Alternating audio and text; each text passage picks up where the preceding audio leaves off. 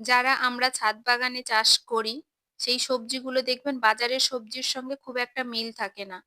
কারণ বাড়িতে যে সবজিগুলো চাষ করা হয় সেগুলো মেক্সিমাম হচ্ছে জৈব উপায়ে তৈরি করা হয়।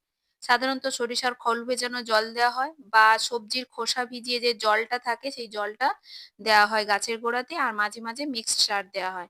সেইজন্যই দেখবেন সবজিগুলো একদম সাইজে ছোট হয় কিন্তু খেতে বাজারের থেকে অনেক বেশি ভালো লাগে।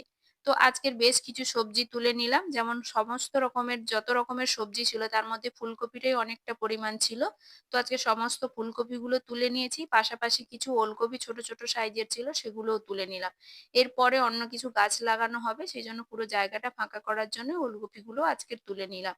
এখন জানি মেক্সিমাম ছাদ বাগানে উচ্ছের পরিমাণটা কম হচ্ছে। সেই কারণে আমাদের বাগানেও ছাদে উচ্ছেটা কম হয়েছে। তো বেশ কয়েকটা উচ্ছে ছিল। গাছটা একদম ছোট সাইজেরই হয়েছে। তো কয়েকটা উচ্ছেও আজকে তুলে নিলাম।